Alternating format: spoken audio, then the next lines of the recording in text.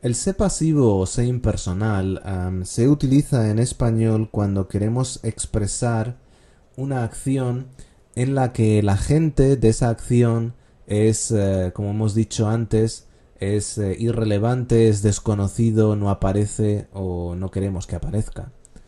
Hay varias estructuras sintácticas que vamos a usar con el sé pasivo dependiendo del tipo de verbo que tengamos.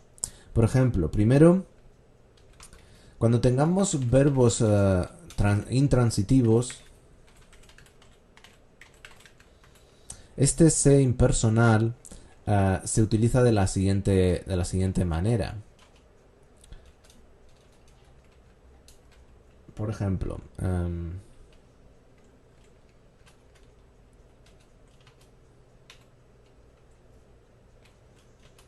vamos a utilizarlo generalmente de la siguiente forma. Vamos a poner primero sé más verbo en singular. Siempre, siempre el verbo en singular, ¿de acuerdo? Por ejemplo, imaginen que tengamos una acción con un verbo intransitivo como el verbo dormir. Everybody sleeps oops, um, a lot in, I don't know, en Argentina. Entonces, primero tenemos una acción en la que la gente, ese everybody, es general. Entonces, como el agente es general, en español podemos utilizar el sé pasivo o sé impersonal. Como el verbo to sleep es un verbo intransitivo, pues entonces seguimos la regla que hemos estudiado. Entonces, en español podríamos decir se duerme mucho en Argentina.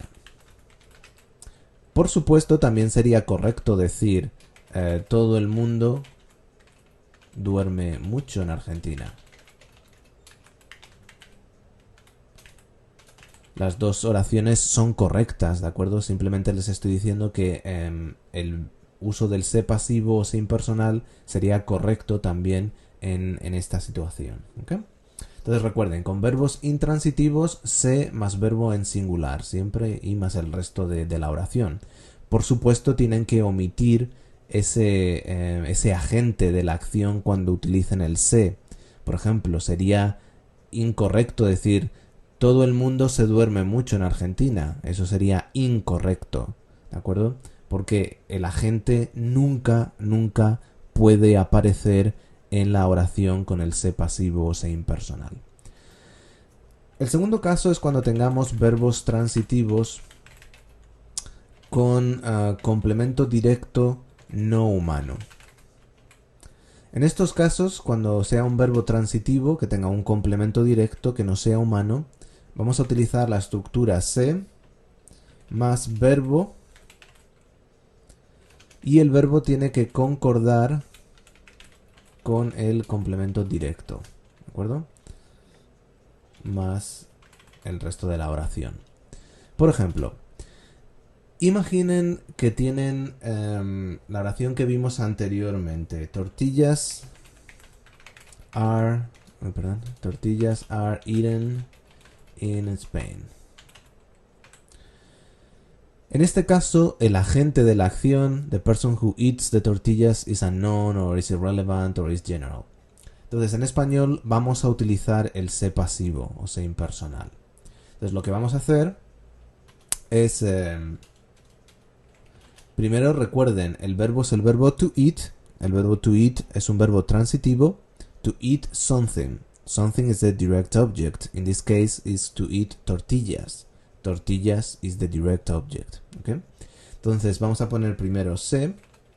Y ahora el verbo, recuerden, tiene que concordar con el complemento directo. It has to agree with the direct object. We say eat tortilla. Tortilla is the direct object, so the verb has to agree with the tortilla.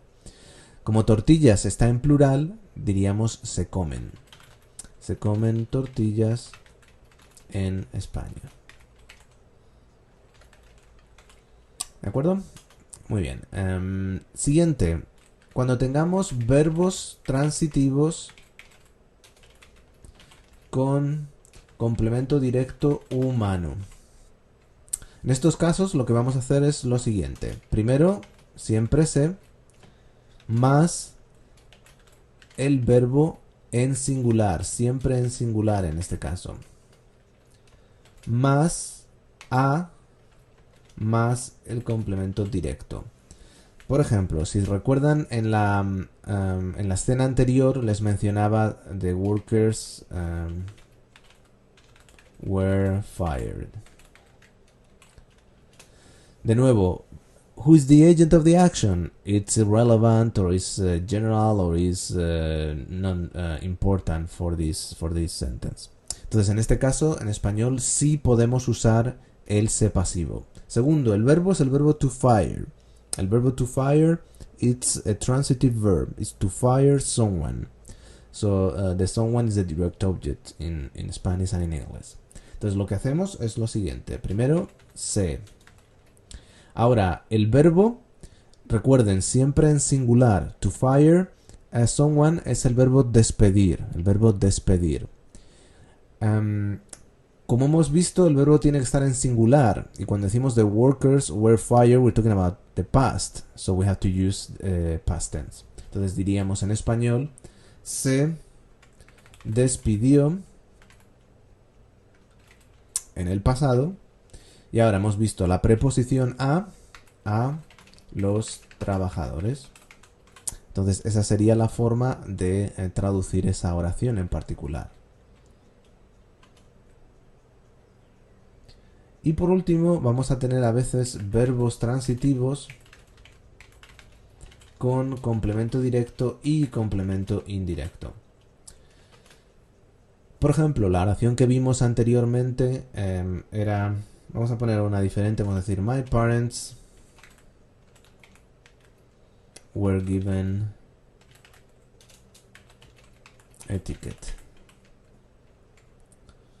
Entonces, en estos casos lo que vamos a hacer es primero el se más el pronombre de complemento indirecto más el verbo que va a concordar con el complemento directo más el complemento directo más el complemento indirecto. Por ejemplo, en este caso cuando decimos my parents were given a ticket, tenemos el verbo to give. El verbo to give es to give something to someone. The something is the direct object, the to someone is the indirect object. To give a ticket to my parents. The ticket is the direct object, my parents is the indirect object. Entonces, en este caso diríamos primero se. Ahora, el pronombre de complemento indirecto. Hemos dicho to give something to someone. My parents, to give the ticket to my parents. My parents is the indirect object. Entonces necesitamos el pronombre de complemento indirecto. En este caso es les, porque es my parents, entonces es les. Después, el verbo que tiene que concordar con el complemento directo. Were given a ticket. The ticket is the direct object, is singular. Entonces el verbo tiene que ser singular. Were given está en el pasado. Entonces tenemos que utilizar el pasado del verbo dar, que es dio. Se les dio una multa. Y ahora el complemento indirecto, que es a mis padres. No olviden la preposición a, porque el complemento indirecto en español siempre requiere de la preposición a. To give something to someone. ¿De acuerdo? Entonces, básicamente, estas son las cuatro estructuras que pueden encontrar con el se pasivo se impersonal. En estos casos, recuerden, nunca pueden traducir la oración literalmente de inglés a español. No sería completamente incorrecto decir las tortillas son comidas en España. No es incorrecto gramaticalmente, pero no se dice o no se enuncia esa oración de esa forma en español nunca. O the workers were fired. Los trabajadores fueron despedidos. Es correcto gramaticalmente, pero no se escucha en español y mucho menos no se escribe de esa forma en español. Y lo que nunca se puede traducir directamente de inglés a español es con verbos transitivos con complemento directo e indirecto. My parents were given a ticket can never ever be translated as mis padres fueron dados una multa. That's completely incorrect in Spanish. You cannot translate that sentence word by word. Para traducir esta oración tenemos que utilizar siempre el sé pasivo o sé impersonal, ¿de acuerdo? Entonces recuerden, en sus composiciones intenten evitar la voz pasiva siempre que sea posible.